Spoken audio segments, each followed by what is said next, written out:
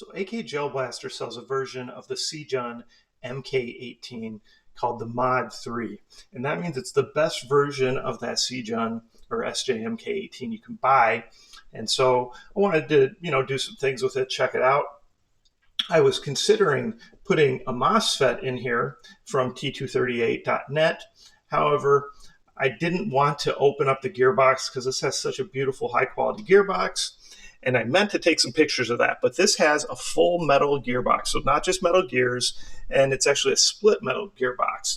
So the top piece essentially is the piece that's up here in the top part of the receiver. That slides off.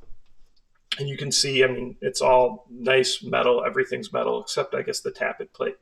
But really high quality, really good blaster in general right here with these SJ MK18s. If you go with the Mod 3, like I mentioned before, they have kind of 3 different levels, and they're all good, but this one is the best version, and that's because you get that split metal gearbox in there too. So check it out, but that's also why you may see some price variations. So if you're looking at SJMK18s and you see one that's 150, one that's 250, there's a good chance that that's that kind of entry level one, and then versus the one like this right here, okay?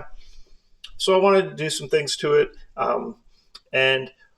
First off, I thought I'd make a nice kit for it, right? So I switched up the stock, went to a different stock on it, and then I went to a different handguard. Now, if I ever do decide to go ahead and get back at the gearbox, this handguard is way easier to remove than the standard or stock handguard. The stock handguard on these is just somewhat labor intensive to get off. So this will actually make it just as easy. And I thought I'd go all black. I haven't done that very often. So I went all black, went with a very kind of small riser. We got some nice canted iron sights that are flip up, flip down iron sights on here. And then went ahead and just put an M-lock grip up front. So there you can kind of check it out. This has a nice blowback feature, semi-automatic. And then I went with a recessed fake suppressor, so it looks like it's, because the tip actually comes out to about here. All right. So overall, I really like the looks of it. I think it looks quite nice. It's definitely a good quality blaster. If you do get something like this with a split gearbox, there's definitely a trick to getting the gearbox back together. It's not hard, but if you don't know it, you'll never get it back together. So you'll see if you open up a split gearbox, like I said, at the bottom half has all the gears. The sector gear in there, you need to go ahead and move that sector gear to the flat portion, and then you need to push in the plunger, the tip of the nozzle, so the tappet plate goes all the way back, and then you can put it in there and it'll fit together.